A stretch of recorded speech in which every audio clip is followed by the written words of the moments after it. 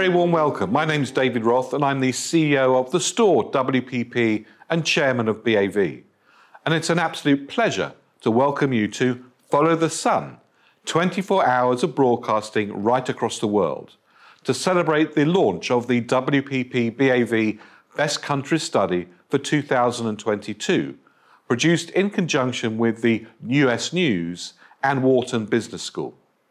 It's a pleasure to have you join us for this session.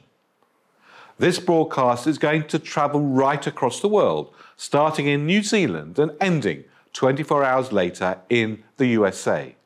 We have an absolutely packed broadcast today. This year's Best Countries study is our fullest and most comprehensive yet. The attitudes of global business leaders, opinion formers and citizens towards nation strengths has changed dramatically in recent years, never more so than in 2022. And we'll be looking at how those changes in values have impacted overall perceptions of our 85 nations covered in the 2022 study. But perceptions of a country only tell half the story. We'll then visit 24 countries to hear what's happening from WPP experts on the ground and sometimes how perceptions of a country don't really reflect the situation. Now, our time together promises to be informative, challenging, stimulating, and I hope fun. So let's get started.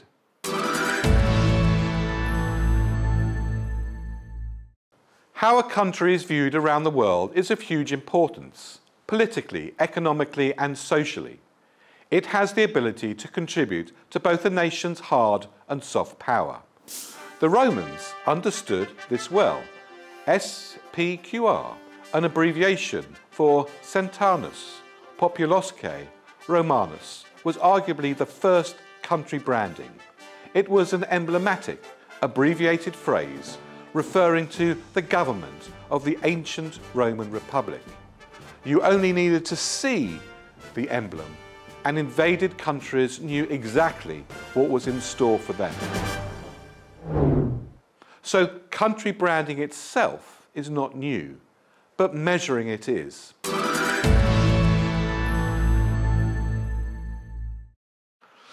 Now, in our 7th year, the WPP BAV Annual Best Countries Rankings measures global perceptions of countries against a series of characteristics, impressions that have the potential to drive trade, travel and investment. They also directly affect brands. The study was developed by WPP BAV, the Wharton Business School of the University of Pennsylvania and US News.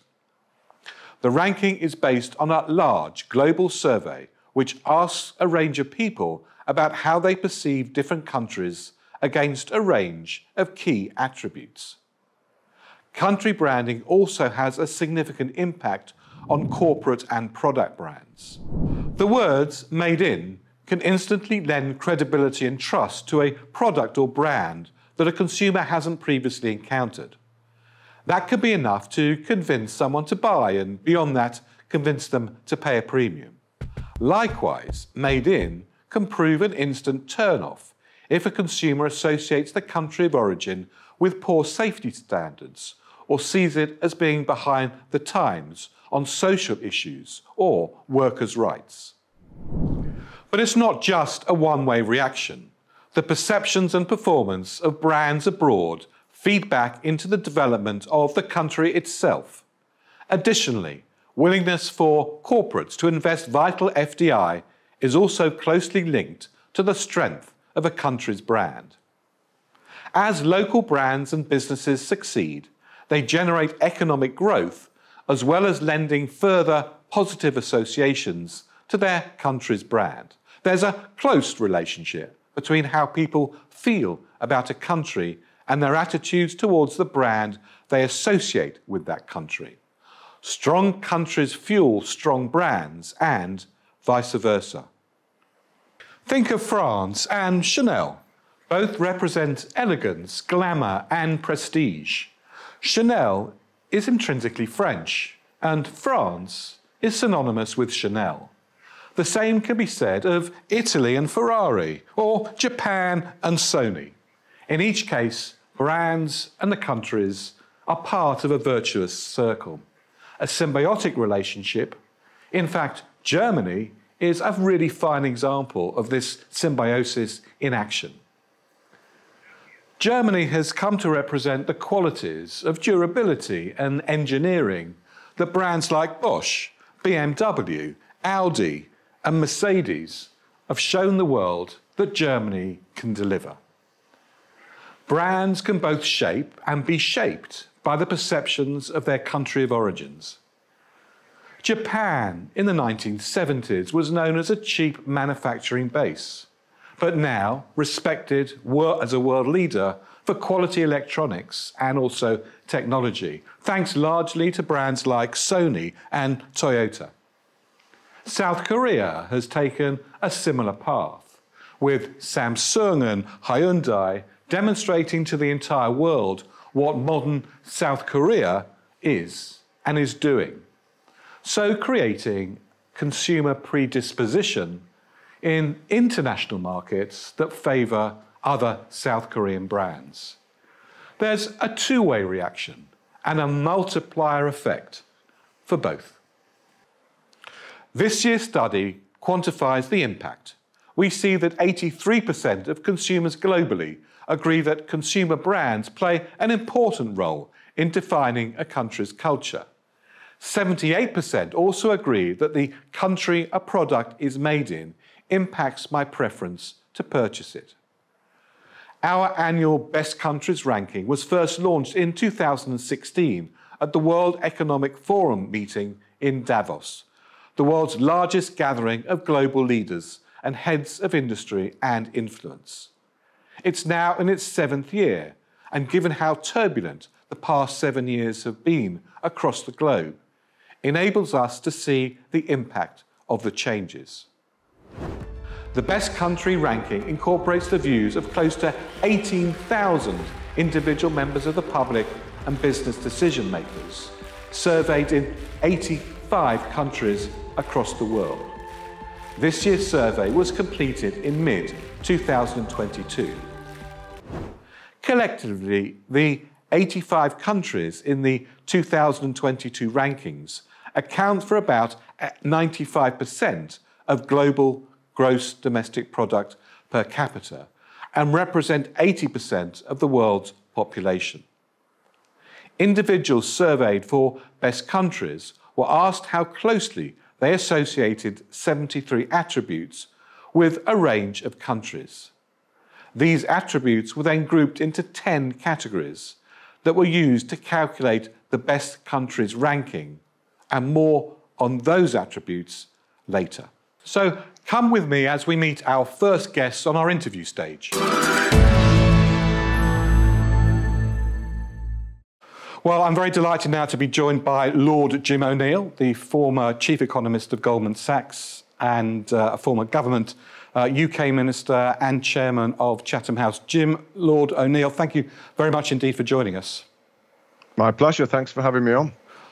President Zelensky has said that the price we have to pay for avoiding a third world war is going to be higher energy bills, increases in the cost of living, and a reduction in living standards. And this comes at a time where we see from our BAV Best Countries study that softer values, sort of like quality of life and social purpose, are much more important in defining a nation's brand. But do you think that public opinion at the moment will pressurise governments to hold their current policies, or do you think they will start to look at alternatives?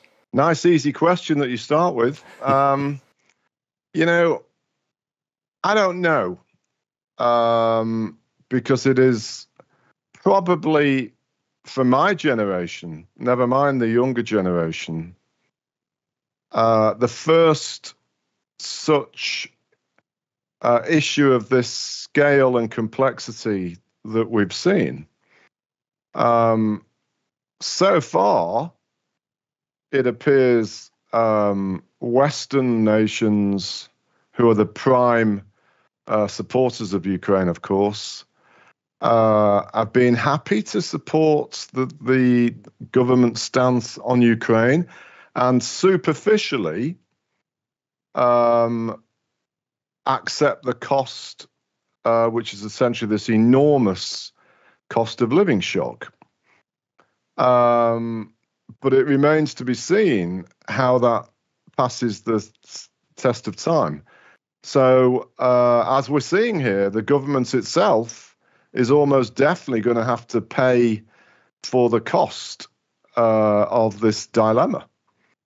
I can't help finishing my answer to this very tricky question by also pointing out that if we really want to be serious about climate change and alternative energies, having a permanently higher price for carbon-emitting energy forms is probably ultimately the sort of thing that is needed. One would imagine accelerate the desire for alternative energies to become more and more part of everyday life. Now, you were chairman of the Chatham House, one of the world's leading think tanks. Its mission of a world that is sustainable, secure and prosperous is great. What do you feel, how far are we from realising that goal? Isn't and hasn't really worked the way it's supposed to do on the tin. So Jim, what should the priorities of nations be then now? Yeah, so what should we do about it? You know, I've become linked to a number of things I've been involved in, a big believer in what I broadly call profit with purpose. And we need to have business itself think more about the societal remit of who ultimately they serve. We've lived in an era, and still do, of where the only thing that matters for many, certainly publicly quoted business, is the shareholder. And it's not enough. And private business shouldn't be rewarded if we don't have productivity that goes with these big gains for them. And policymakers need to be more alert to the realities of life rather than just what was in economic textbooks of the 1960s and 70s. And if we don't learn from that, I have a fear that some of the dilemmas that have just blown up dramatically in the past few years out of nowhere could actually get worse. Now, we started with a hard question, so let's end with an easy one. Lord O'Neill, are you an optimist or a pessimist given the situation we see around the world today? Right now, I feel a lot more pessimistic than I've done for a long time. However, that said, I've been around the policy area in many different forms for over 40 years, and I've lived through a lot of crises. And the one thing I know for sure is that the crisis you're in, even though it often seems the worst you've ever been through, they come to an end. And one of the big things I've learned is never let a crisis go to waste. And indeed, the making of a business, a leader, or of a country is how they respond to the crisis you are in, because it normally defines how you're going to deal with the future era. So in that sense, there are lots of ways of things that could emerge from all of this mess in a more positive way. Well, Lord Jim O'Neill, ending on a slightly more positive note than we started, thank you very much indeed for joining us. It's been a privilege to hear what you have to say. Thank you very much indeed. You're welcome. Thanks for having me, joining you.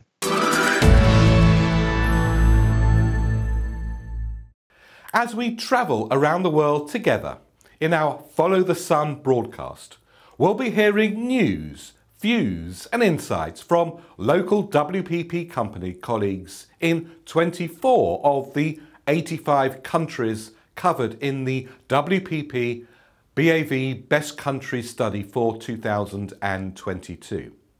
Now, before we go to one of those countries, let's remind ourselves of the WPP BAV Best Countries 2022 rankings from the 85th down to the number 1 country.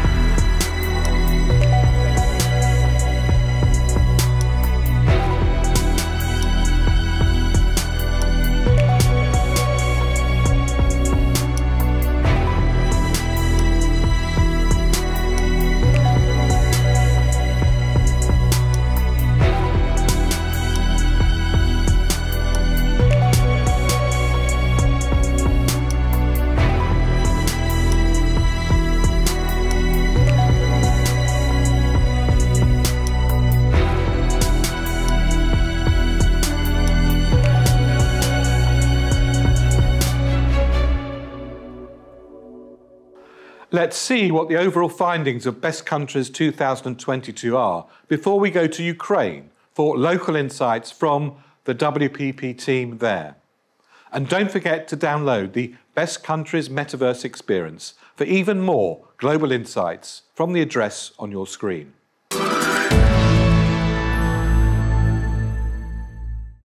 Historically, military power and finance, banks and tanks were the attributes against which we measured a country's power in the world.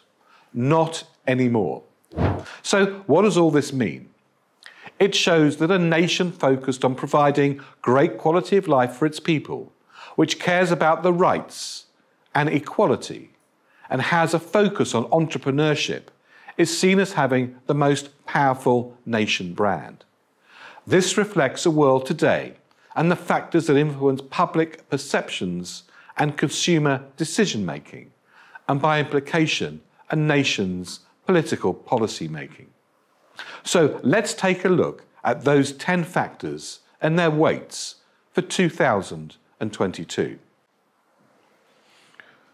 Entrepreneurship, 14.2%. Cultural influence, 10.4%. Power, 5%. Heritage, 3.1%. Adventure, 5.5%. Quality of life, 14.5%.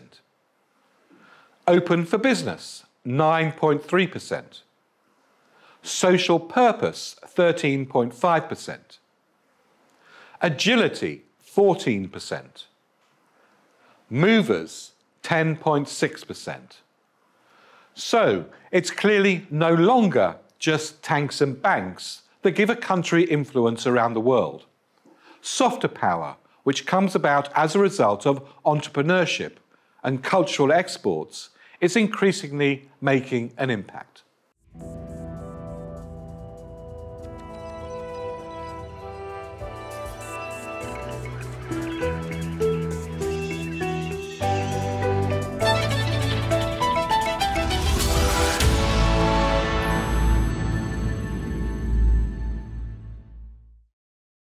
This year, Ukraine has jumped 9 places up in the best country ranking, despite of the war. Why? Because some important country factors became prominent during Ukrainian resistance to the invasion, such as power, social purpose, entrepreneurship, and agility. So, let's deep dive into these factors. Ukraine. What do you know about Ukraine? War, Zelensky, refugees. What else? We will tell you what Ukraine really is and why power, social purpose, entrepreneurship, and agility are our strengths. Get ready to be surprised. Power. The leader of strong-spirited. Ukraine is a country of strong-spirited people. It is a true symbol of the struggle for freedom. This is how the President Volodymyr Zelensky described his country. A comedian, showman, actor in the past, the Ukrainian voice of Paddington Bear. And now the leader admired all over the world, and one of our Ukrainian symbols of power. On February 24, 2022, Russia launched a full-scale war against Ukraine. It was planned to capture our capital Kiev in 72 hours, thereby conquering the entire country. The president and his family were the #1 target. The Western partners offered Zelensky evacuation and promised to provide an airplane, to which he responded, "I need weapons, not a ride." This phrase became world famous and turned the former so-called clown to a modern hero and Mr. Balls of Steel. 3 days ago I thought Zelensky was a clown, but now I know he has the biggest balls in the universe. Our president was named the most influential person by Time 100 rating. He also received the Winston Churchill Award for leadership. Be like the First Lady. Olena Zelenska became the first woman to speak to the whole world about the war, a female symbol of strength for our country. For the first time in history, the First Lady addressed the US Congress. and she deliberately violated the protocol, according to which she should have talked only about peaceful things. Я зараз прошу річ, яку я б ніколи не хотіла просити.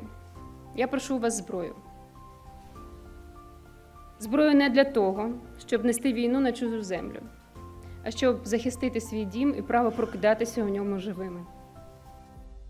The US Vogue called the style of this powerful speech a tough message with a soft look, and Olena Zelenska herself the portrait of bravery, and put the First Lady on the cover. The photo was taken by notorious Annie Leibovitz. The Ukrainian celebrities, brands and common public also supported Olena Zelenska. Ukrainian women can sit the way they want. Recently, Olena Zelenska has initiated a program to help injured Ukrainians. Together with UNICEF, she is concerned with how to improve the educational process in the conditions of the war. She helps children with special educational needs to get to safe European cities. Fight for life. These brothers became national symbols of strength long before the war. Vitaly and Volodymyr Klitschko are the world heavyweight boxing champions who have been popular around the world for decades. After the end of his sports career, Vitaly Klitschko went into politics. Today, as before in the ring, millions of eyes from different parts of the planet are fixed on him again, but now on the mayor of the capital, which the aggressor never managed to capture. І одне можу сказати, що з Києва ми нікуди не підемо. Кожен будинок, кожна вулиця, кожний блокпост буде стояти насмерть. Now the most important fight in the lives of the Klitschko brothers is underway. They personally come to the sites of missile strikes. They visit checkpoints. They support the morale of Kyiv people. They are the face of the city prepared for everything except surrender. Mariupol, Azovstal, the name of another Ukrainian city, Mariupol, and its metallurgical plant, Azovstal, have become synonyms of resistance, courage, and hope. For more than 70 days, the Ukrainian military held the defense in the dungeons of the factory, surrounded and under constant high-powered fire, in inhumane conditions and with minimum of medical supplies, doing everything possible and impossible, refusing to give up. Save Mariupol, save Azovstal, the world called. And they fought and sang. Доволі нам руїни незгоди не сміє брат, на брата йти у бій, під синьо-жовтим прапором свободи з'єднаєм весь великий навіть світ. A symbol of resistance. Not only people are holding on in Ukraine. This photo of a house destroyed by a Russian rocket went viral. The heroes, a surviving kitchen cabinet with a ceramic rooster, became a symbol of the Ukrainians being unbreakable and resilient during the war. Now Volodymyr Zelensky and Boris Johnson own the same roosters, and the original figure has been given to the museum. The strength of men and women, the strength of the military and civilians, those in power and ordinary people, of every Ukrainian has already impressed the world and will surely lead us to victory. Social purpose. Nation driven by purpose. All Ukrainians have their own opinion on any occasion and are not afraid to defend it. Our social goal is to protect our borders. When our rights are violated, we go to rallies, sign petitions, and organize online flash mobs. When our independence is threatened, we form lines outside the military commissariats to defend it. The defenders of Zmyny Island. The phrase Russian warship, go, made Zmyny Island famous all over the world. A small deserted island in the Black Sea with a garrison of border guards. On the morning of February 24th, Russian ships approached the island offering to surrender, and they were told what to do. Our guys were not afraid. And it began. The phrase was picked up by our president and ministers, an American senator, and ordinary people. Русский военный корабль! Иди нахуй! It appeared on billboards, clothing, road signs, a postage stamp, and hundreds of memes. The slogan is repeated by the Ukrainian military and shouted at protests in temporarily occupied cities. It's quoted by the world's media. Nationwide resistance. It's not a secret that Ukrainians are brave. We're also quite inventive, including the ways of fighting occupants. For instance, in the first days of invasion, travelers in Kherson region stole a tank from the invaders. Having noticed enemy equipment on the road, ordinary villagers decided to help the armed forces, tied the tank to the tractor and disappeared in an unknown direction. Meanwhile, in the capital, a woman with her bare hands, by throwing a jar of pickles, took down the enemy drone. Can you shoot down a plane with a gun? A Ukrainian pensioner from Chernihiv region says yes. Having spotted the enemy aircraft, the man without hesitation took his rifle, aimed and shot down Su-34 fighter plane. Later, the brave man was awarded a medal. Our children keep up with the adults. They sell toys, baked goods, handmade jewelry, pottery, in order to use the received funds for the needs of the armed forces. Kids also earn with their own talents and skills. 10-year-old world chess champion Valeria Yezhova collected 21,000 hryvnias for the armed forces of Ukraine, playing chess with passers-by for a voluntary donation. So we can confidently say that our future is in safe hands. Preventing nuclear disaster. A work shift of 600 hours instead of 12. That's how long the staff at the Chernobyl nuclear power plant, captured by the Russian military, worked to prevent a nuclear disaster. A similar critical situation was developing at the largest nuclear power plant in Europe, in Zaporizhia. Only thanks to the courage and consciousness of the workers, the nuclear power plant is still operating. The wonder of volunteers. Did you know that Ukrainians gathered funds and bought a satellite? Initially, the money was collected for 3 Bayraktar drones, almost 140 million euros. Mission impossible? However, in 2 days, Ukrainians collected the entire amount. But it turned out even better than expected. The drone manufacturer, Baykar, decided to provide 3 drones free of charge, and the money collected by Ukrainians was spent on the purchase of a satellite from the ICEYE company. Fantastic! After the victory of Kalush Orchestra at the Eurovision Song Contest, the whole of Europe sang our Stefania. The guys thought of ways how to help Ukraine, so they decided to hold an auction for the sale of the legendary pink hat and donate the proceeds to the needs of the armed forces. They managed to raise over $300,000. They also sold the trophy for $900,000. Volunteers are a separate category. Without them, we would not have such success and so many saved lives. It is the volunteers who take people out of hotspots every day, bring the necessary humanitarian aid to those who remain under shelling, rescue animals, search for hard-to-find medicines, and help provide for the army. In the first days of the full-scale invasion, many restaurants and cafes were transformed into volunteer establishments.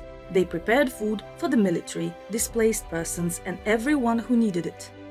In the volunteer kitchen, you could meet not only your next-door neighbors, but also celebrities. Together, we'll win. We are Ukrainians, and we do not stand aside. We are volunteers. We make modest and really huge donations. We are professionals. We're at our workplaces every day, even under the threat of shelling. We are activists. We rebel in the occupied cities. We are entrepreneurs. We pay taxes to fill the state budget. And we will win. Entrepreneurship. The freedom and openness of Ukraine provide excellent opportunities for entrepreneurship development. We're the country of agrarians who feed the world and the country of innovative entrepreneurs whose ideas amaze the world. We grow, we code, we invent, and we create. You're probably familiar with many of our creations already. It is time to know that they're made in Ukraine. Agriculture. You undoubtedly know how it tastes, even if you've never been to Ukraine. Your everyday meals are probably made of Ukrainian products, so there is something Ukrainian on your dining table daily. Ukrainian land is so fertile that it feeds 140 million people. The The area of Ukraine's black soil is equal to the size of Great Britain. Ukraine is the #1 sunflower oil exporter globally and #2 global exporter of grains. Ukraine ranks 4th in global corn export. To accommodate the entire crop of corn grown in Ukraine in 1 year, one needs a train 3,700 kilometers long, equal to the distance from Kyiv to Madrid. In recent years, Ukraine ranks first worldwide in honey production per capita, 1.5 kilograms. Ukraine is among the 3 world leaders in the production of barley. It is one of the largest producers of potatoes and is among 10 world leaders in the production of sugar. Restaurant culture. In Ukraine, we not only can grow food, but we can cook it most deliciously. Ukrainians can turn every meal into a masterpiece.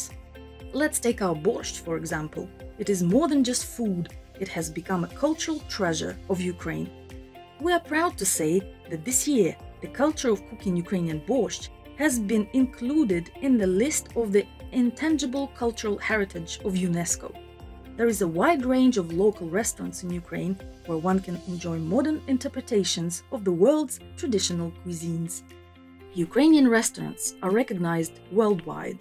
For example, Kyiv Restaurant Italian Edition received a silver award at the international competition Palm Branch for the best restaurant concept. Europe's IT hub.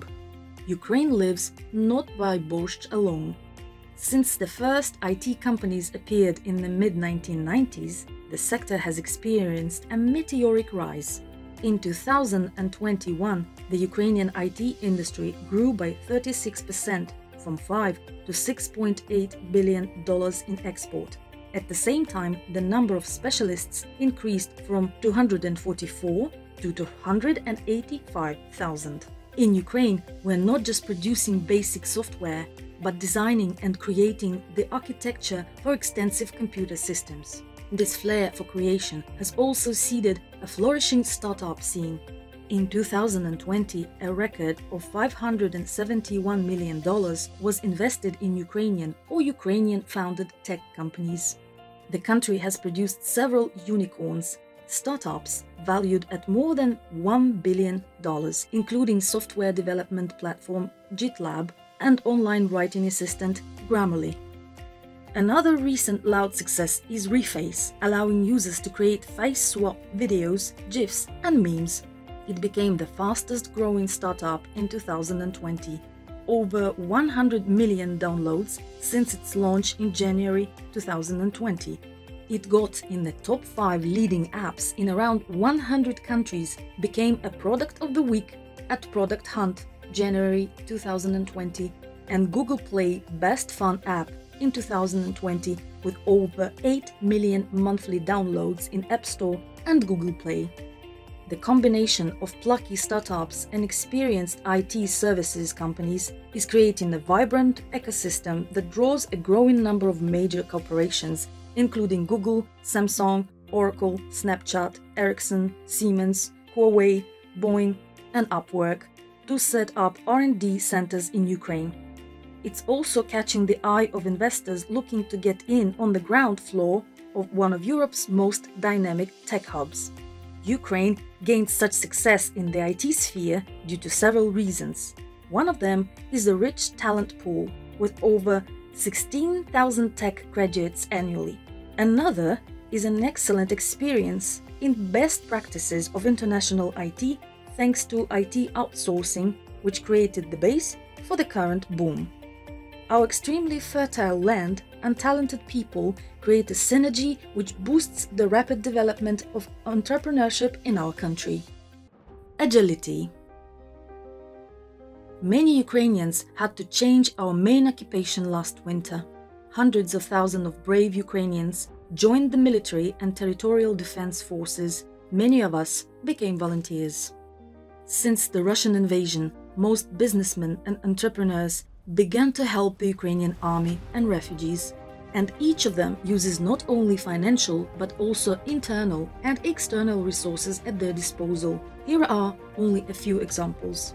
The logistics giant Nova Poshta distributes essentials to every part of Ukraine, even to the front line.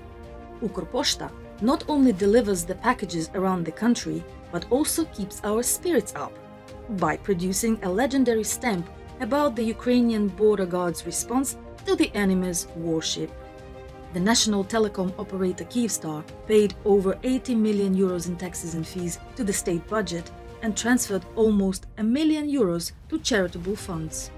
Mobile groups of the armed forces transport unlaw missile systems on electric bikes from the Ukrainian company Delfast, which gave the bikes to the military at the beginning of the war.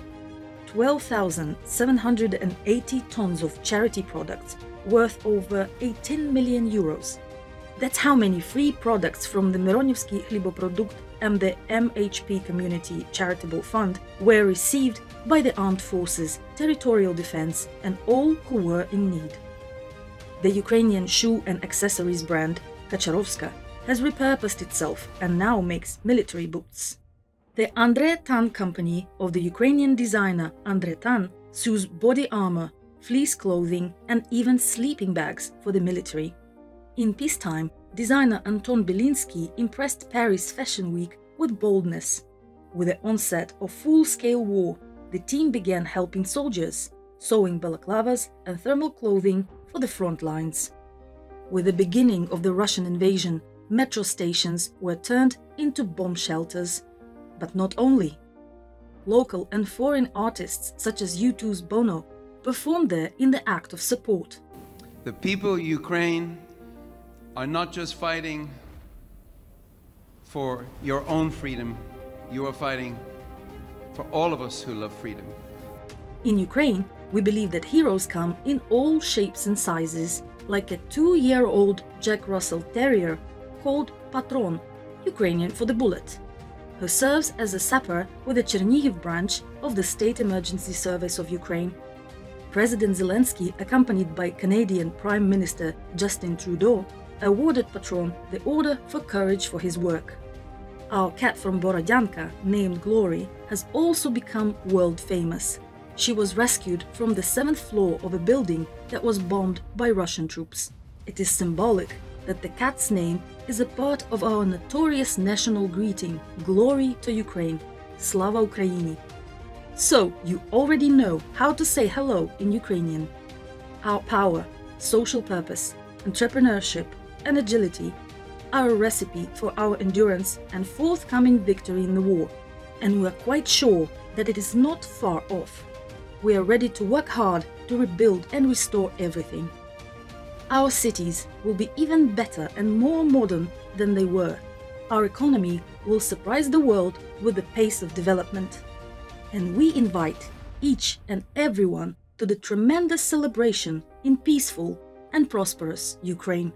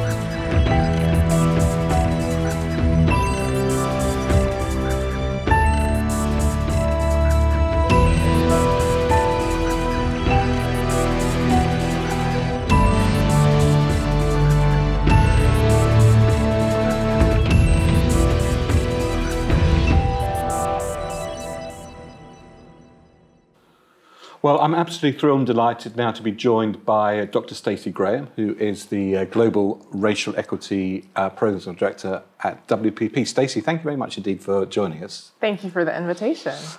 This year we see social purpose becoming significantly important, which is a good thing. Why do you think that's so? I believe in the survey you define social purpose around a few categories such as caring about gender and racial equity, the environment, human rights, and so forth, right? And what we understand about humans is we have an innate desire to have a reason for being. That's another word for purpose. So I'd say if we look at what's happened in the world in the last 2.5, 3 years, that is definitely catapulted into the mainstream. We have all these things coming together that are pinpointing, illustrating how we're failing as a collective. And do you think that failure as a collective is something that's now being exposed right across the globe? Absolutely. I would say that even before 2020, we could see it happening, but there's something about a restriction of freedom of movement, right, that makes people sit at home and have nothing else to do but recognize and look into everything that's wrong with the world, if you will. And so I think that it's on people's minds. What does it mean to be in the collective when I'm sitting at home and can't leave my house anymore? What does it mean to really be connected as a society? How do we care for the most vulnerable? And to be really honest, with COVID-19, we didn't do a great job of that. So I think people are asking different questions than they were 2 to 3 years ago. And I think I found it quite interesting to see the relationship between this movement, I mean, let's call it a movement, coming from the population upwards. Absolutely. I mean, we also see that some of our health officials do move more politically than we would have expected. But there were people across the world who made the decision to wear a mask even when it was no longer mandated, who stayed at home even when they didn't want to, who got on the streets for probably the largest social movement since 1968, right? It was a global social movement to bring awareness to racial inequality. So I think there's a coming together even in times of divisiveness. Now, one of the things we've seen in the study is this sort of interrelationship between a country's brand and companies' brands, and we're seeing that interrelationship even more sort of mingled and prevalent this year.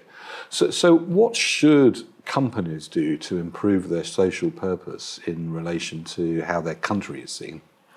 That is a great question. I think that is something that they're still figuring out. But one thing we know for sure is people aren't simply incentivized by money. That's not enough to keep employees today.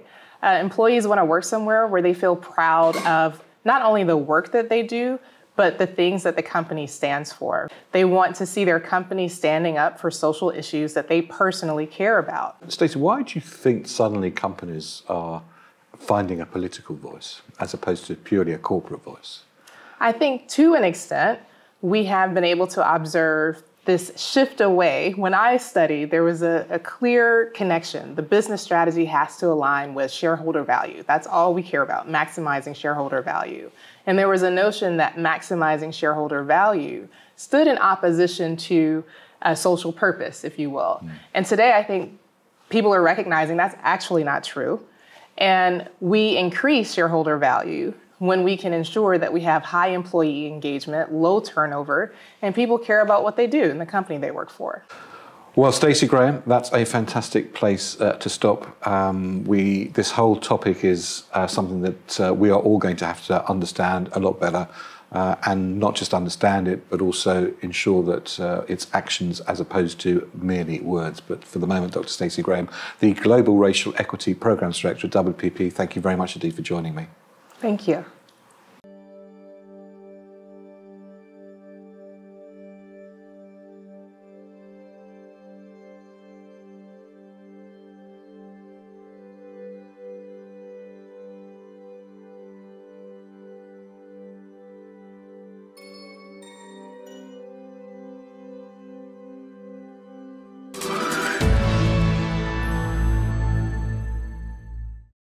Hello and a very warm welcome.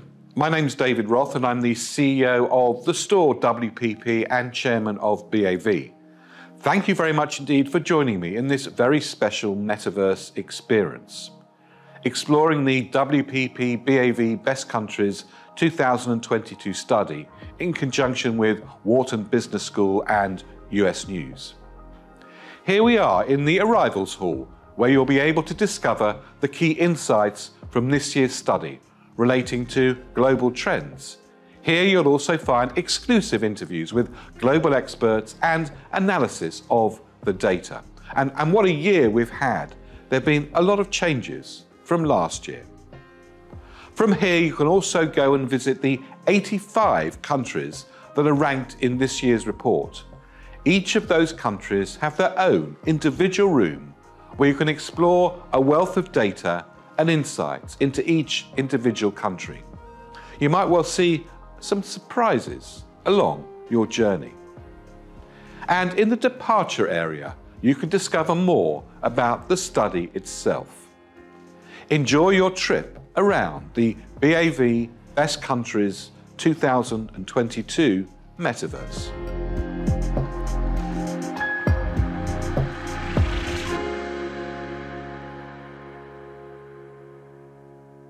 Well, we're almost at the end of our broadcast. A big thanks to everybody from the local WPP companies who've participated, and of course our central team that's put together all of our Follow the Sun 24 hours of broadcasting, to our directors, to Dasgupta, to Paul Reifer, and our producers, Sarah Cousins and Lady Victoria Robinson. Well, all it's left for me, David Roth at WPP, to say thank you very much indeed for joining, and the next broadcast follows shortly on the hour.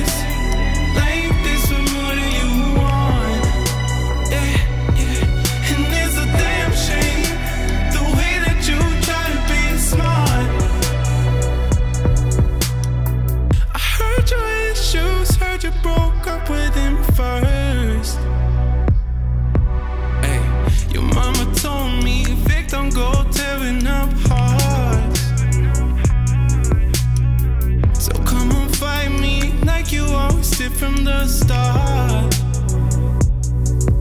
yeah, I don't know about you, but it don't really seem to be love. And we've been like this all from the start, yeah. And you know damn well I'm not what you thought, yeah. Yeah, we've been like this, what more do you want?